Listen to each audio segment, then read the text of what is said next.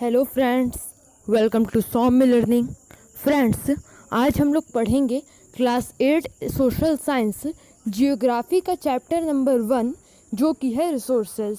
आज हम लोग कोशिश करेंगे कि हम लोग पूरा का पूरा चैप्टर केवल एक ही वीडियो में कवर कर लें, और अगर ऐसा नहीं होगा तो हम लोग इसके लिए पार्ट 2 भी बनाएंगे।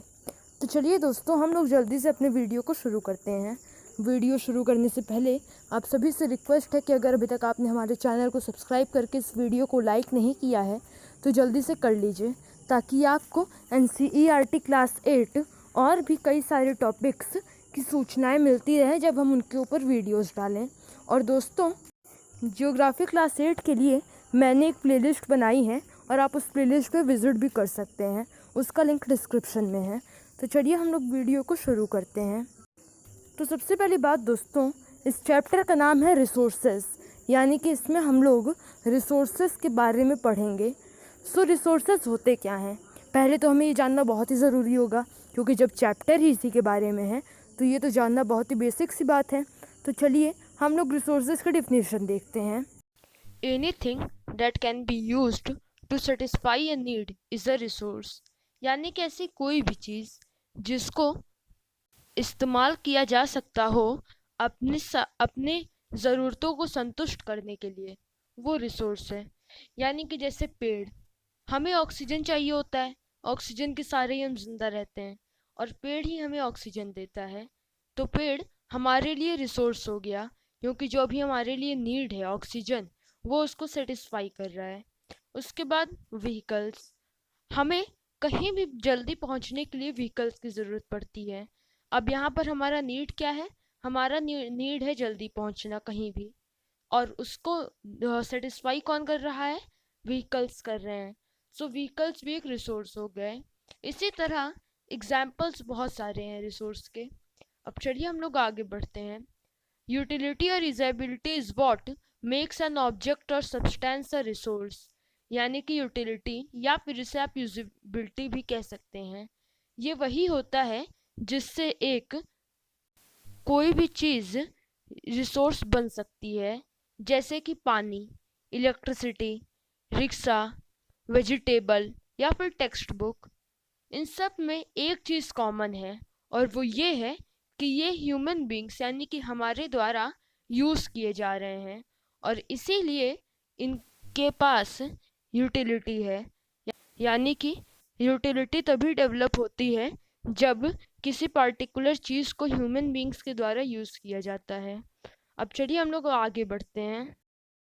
Things become resources when they have a value, कोई भी चीज़ रिसोर्स तभी बनती है जब उसके पास वैल्यू होती है। इट्स यूज़ और utility gives it a value, उसका यूज़ या फिर यूटिलिटी उसे एक वैल्यू देता है।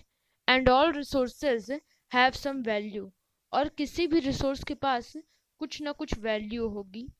वैल्यू मीन्स वर्थ, वैल्यू की मतलब कीमत होता है। Some have economic value, some do not. किसी के पास इकोनॉमिक वैल्यू होता है, इकोनॉमिक वैल्यू मतलब जैसे उसको पैसे से गिना जाता हो। सो किसी के पास इकोनॉमिक वैल्यू होता है और किसी के पास नहीं होता। Some resources can become economically valuable with time, कुछ ऐसे रिसोर्स भी होते हैं जो समय के साथ इकोनॉमिकली वैल्यूएबल हो जाएं, जैसे हमारे दादी माँ के नुस्खे। आज भले उनकी कोई कीमत ना हो, लेकिन अगर कल के वक्त में उन्हें पेटेंट करवा दिया जाए और किसी मेडिकल फॉर्म में किसी मेडिकल जगह पे भेज दिया जाए, बेच दिया जाए, तब उनकी इकोनॉमिक वैल्यू हो सकती है, उनके नुस्खों की इकोनॉमिक वैल्यू हो सकती है। अरे, ये कौन सा नया शब्द बोल दिया मैंने? पेटेंट। अब ये पेटेंट क्या होता है?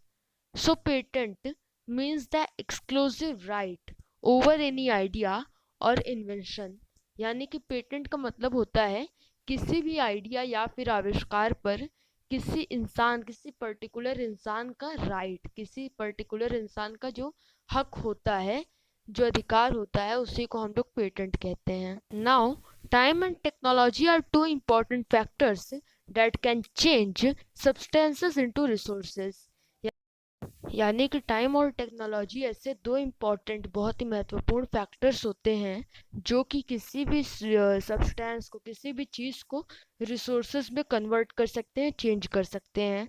Both are related to the needs of the people and people themselves are the most important resource. ये दोनों की दोनों चीज़, टाइम और टेक्नोलॉजी, ये बहुत ही बड़ी ज़रूरत होते हैं लोगों की। और जो लोग होते हैं वो खुद में एक बहुत बड़ा रिसोर्स होते हैं, बहुत इम्पॉर्टेंट रिसोर्स होते हैं। ऐसा क्यों? ऐसा इसीलिए क्योंकि हम ह्यूमंस एक कुछ नया चीज़ इन्वेंट कर रहे हैं, तो हम भी तो इम्पोर्टेंट रिसोर्स हुए, क्योंकि हमारे ही वजह से तो वो नई और बहुत ही यूजफुल इम्पोर्टेंट चीज़ इस दुनिया में आई, इन्वेंट हुई। तो इसीलिए हम भी बहुत बड़े रिसोर्स होते हैं। Now resources are classified into following categories. अब जो रिसोर्सेज होते हैं वो कुछ कैटेगरीज में डिवाइडेड होते हैं। सबसे पहला कैटेगरी होता है नेचुरल रिसोर्सेज, यानी कि प्राकृतिक रिसोर्स। उसके बाद होता है मैन मेड रिसोर्स, यानी कि इंसानों के द्वारा बनाया गया रिसोर्स। और तीसरा होता है ह्यूमन रिसोर्स, यानी कि हम humans. Resources which are drawn from nature and used without much modification are called natural resources। यानी कि वो resources जिनको प्रकृति से प्राप्त किया गया हो और अब हम उनको यूज कर रहे हैं उनमें ज़्यादा बदलाव किए बिना। यानी कि जैसे मान लीजिए पानी में हम लोग कुछ भी बदलाव नहीं कर रहे हैं। हमें पानी पीने के लिए मोबाइल में नहीं लिखना पड़ता है कि हम पानी पीना चाहते हैं, फिर मोबाइल हमको पानी देता है। नहीं, हम लोग पहले के जैसे ही प्राकृतिक चीज़ों से पानी प्राप्त कर रहे हैं। उसके बाद मान लीजिए पेड़ भी एक नेचुरल रिसोर्स है। अब हम लोग मोबाइल में या फिर किसी टेक्नोलॉजी से किसी भी ट्री को ग्रो नहीं कर सकते हैं। ट्री ग्रो होंगे तो अपने हिसाब से होंगे और वैसे जैसे पहले होते थे ग्रो वैसे ही अब भी होंगे। तो ये भी एक नेचुरल रिसोर्स हो गया। Now natural resources are classified into different groups depending upon their level of development and use, origin, stock and distribution. यानी कि नेचुरल रिसोर्स को उनके डेवलपमेंट एंड यूज वाले बेसिस पर, या फिर ओरिजिन के बेसिस पर, या फिर स्टॉक एंड डिस्ट्रीब्यूशन के बेसिस पर क्लासिफाई कर सकते हैं। अब चलिए हम लोग देखते हैं कि आगे इन क्लासिफिकेशन में क्या क्या आता है, कैसे कैसे रिसोर्सेज आते हैं। So based on development and use resources are classified into two groups, actual resources and potential resources. यानी कि डेवलपमेंट एंड यूज के बेसिस पर रिसोर्सेज को हम लोग दो ग्रुप्स में क्लासिफाई कर सकते हैं। सबसे पहला रिसोर्स है एक्चुअल रिसोर्स और दूसरा रिसोर्स है potential resource. Actual resources, resources whose quantity is known and are being used in the present। यानी कि ऐसे रिसोर्स जिनकी मात्रा हमको पता है कि वो कितनी मात्रा में है, कितना ज़्यादा है, कितना कम है, और उसके बाद वो प्रेजेंट में यानी कि वर्तमान में यूज़ किए जा रहे हों, ऐसे रिसोर्सेज को हम लोग एक्चुअल रिसोर्सेज कहते हैं।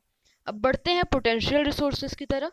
Resources whose entire quantity may not be known and are not being used at the present, these could be used in the future।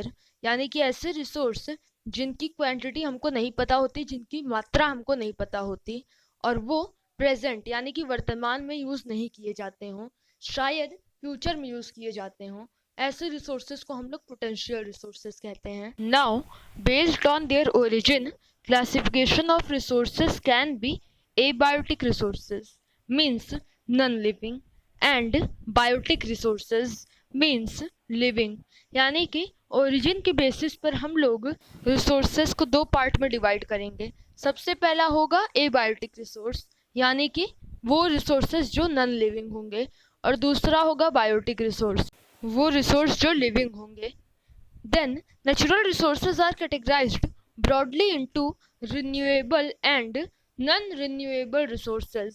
यानी कि हम लोग नेचुरल रिसोर्सेज को दो पार्ट में डिवाइड कर सकते हैं। सबसे पहला पार्ट है रिन्यूएबल रिसोर्स और दूसरा पार्ट है नॉन रिन्यूएबल रिसोर्सेज। अब चलिए जानते हैं कि दोनों क्या होते हैं। Now those which get renewed और replenished quickly are known as renewable resources. Some of these are unlimited and even not affected by human activities. यानी कि ऐसे रिसोर्सेज जिन्हें फिर से नया बनाया जा सके, जल्दी से, और इनमें से कुछ अनलिमिटेड होते हैं जो कि कभी ख़त्म नहीं होते। ऐसे रिसोर्सेज को हम लोग रिन्यूएबल रिसोर्सेज कहते हैं। अब चलिए हम लोग देखते हैं नॉन रिन्यूएबल रिसोर्सेज के definition. Those resources which have a limited stock are called non-renewable resources. ऐसे resources जो कि लिमिटेड हों और वो अनलिमिटेड ना हो, मतलब उनको किसी लिमिट में ही यूज़ किया जा सके, ऐसे को हम लोग कहते हैं non renewable resources. Once the stocks are exhausted it may take thousands of years to be renewed और रिप्लेनिश्ड। यानी कि अगर एक बार ये लोग इस धरती से चले जाते हैं तो इन्हें हज़ारों साल लग जाते हैं वापस आने में। नॉन रिन्यूएबल रिसोर्सेज के एग्जांपल हैं जैसे कि वाटर को हम लोग एक लिमिटेड में ही यूज़ कर सकते हैं, लिमिट में ही यूज़ कर सकते हैं। अगर हम लिमिट से ज़्यादा इसको यूज़ करेंगे तो ये ख़त्म हो जाएगा। Now on the basis of their distribution resources can be ubiquitous or localised. Those found only in places are localised. यानी कि ऐसे अगर हम रिसोर्सेज को डिस्ट्रीब्यूशन के बेसिस पर डिस्ट्रीब्यूट करेंगे तब हमें मिलेगा कि there are two types of resources. सबसे पहला रिसोर्स है यूबिक्यूटस और दूसरा रिसोर्स है लोकलाइज्ड। और वो रिसोर्स जो कि यूबिक्यूटस होते हैं वो हर जगह पाए जा सकते हैं, जबकि लोकलाइज्ड रिसोर्सेज केवल किसी स्पेसिफिक जगह ही पाए जा सकते हैं। The distribution of natural resources depends upon numbers of physical factors, and these factors differ so much over the earth that distribution of resources is unequal. यानी कि जो डिस्ट्रीब्यूशन होता है नेचुरल रिसोर्सेज का, ये नंबर ऑफ फिजिकल फैक्टर पर depend होता है, और ये जो फैक्टर्स होते हैं ये पूरे पृथ्वी पर, ये पूरे अर्थ में सबसे डिफर करते हैं, और इसीलिए डिस्ट्रीब्यूशन ऑफ रिसोर्सेज अनइक्वल होता है। अब हम लोग बात करेंगे ह्यूमन मेड रिसोर्सेज की। Natural substances become resources only when their original form has been changed. यानी कि नेचुरल रिसोर्सेज तभी रिसोर्सेज बनते हैं जब उनका ओरिजिनल फॉर्म चेंज कर दिया जाता है। People use natural resources to make buildings, bridges, roads, machinery and vehicles that are known as human-made resource. लोग नेचुरल रिसोर्सेज का यूज़ करते हैं ब्रिजेस बनाने में, रोड बनाने में, मशीनरी बनाने में, व्हीकल्स बनाने में, बिल्डिंग बनाने में, और फिर इन सभी चीज़ों को ह्यूमन मेड रिसोर्स कहा जाता है। Even the technology is defined as a human made resource. यहाँ तक कि टेक्नोलॉजी को भी ह्यूमन मेड रिसोर्स कहा जाता है, क्योंकि टेक्नोलॉजी ऐसा कहा जाता है कि इंसानों ने ही बनाई है, इंसानों की वजह से टेक्नोलॉजी बन पाई है, और वही टेक्नोलॉजी किसी भी सब्सटेंस को रिसोर्स बनाती है। अब हम लोग बात करेंगे ह्यूमन रिसोर्सेज की। People can make the best use of nature to create more resources with the help of their knowledge, skill and technology which they have. यानी कि जो लोग होते हैं, इंसान जो होते हैं, वो सबसे बढ़िया इस्तेमाल कर सकते हैं नेचर का और रिसोर्सेज बनाने के लिए, अपने नॉलेज के साथ, अपने स्किल के साथ और अपनी टेक्नोलॉजी के साथ जो कि उनके पास होता है। और इसीलिए ह्यूमन बींग्स को एक स्पेशल रिसोर्स कहा जाता है, क्योंकि human beings he human made resource बना सकते हैं, कोई और रिसोर्स बना सकते हैं। Education and health help in making people a valuable resource. Education और हेल्थ एक इंसान को बहुत ही वैल्यूएबल रिसोर्स बनाता है। अब चलिए हम लोग अपने अगले टॉपिक की तरफ बढ़ते हैं। हमारा अगला टॉपिक है human resource development. Improvising the quality of skills of people to make them able to create more resources is known as human resource development. यानी कि जब हम लोग अपने लोगों की स्किल की क्वालिटी डेवलप करते हैं, इम्प्रूव करते हैं, ताकि वो और रिसोर्स बना पाएँ, तो उसे हम लोग कहते हैं ह्यूमन रिसोर्स डेवलपमेंट। अब इस चैप्टर का लास्ट टॉपिक है conserving resources. Resource conservation is meant by using resource carefully and giving them time to get renewed। यानी कि रिसोर्स कंजर्वेशन का मतलब होता है कि हम रिसोर्स को सावधानी पूर्वक इस्तेमाल करें और उन्हें नया होने में टाइम दें। Sustainable development is defined as the balancing the need to use resources and also conserve them for future needs, यानी कि सस्टेनेबल डेवलपमेंट का मतलब होता है कि हम लोग अपनी ज़रूरतों को बैलेंस करें ताकि हम रिसोर्स यूज़ कर सकें और अपनी फ्यूचर नीड्स को भी कंजर्व कर लें। The future of our planet and its people is correlated with the ability to maintain and preserve the life support system by the nature। यानी कि हमारे अर्थ की जो फ्यूचर है वो और इसके पीपल का जो फ्यूचर है वो नेचर के सपोर्ट सिस्टम, जिससे कि लाइफ प्रिजर्व की जा सकती है फिर मेंटेन की जा सकती है, उससे रिलेटेड है। Now, it is the duty of people of this earth to ensure that all uses of renewable resources are sustainable. Second, the diversity of people on earth is conserved. Third, the damage to natural environment system is minimized. यानी कि अब ये इंसानों की duty है कि वह ये समझें कि रिन्यूएबल रिसोर्सेज के सारे यूजेस एक सीमित हद तक हैं और जो इस पृथ्वी पर रहने वाले लोगों की डाइवर्सिटी है, अनेकता है, उसका संरक्षण करें।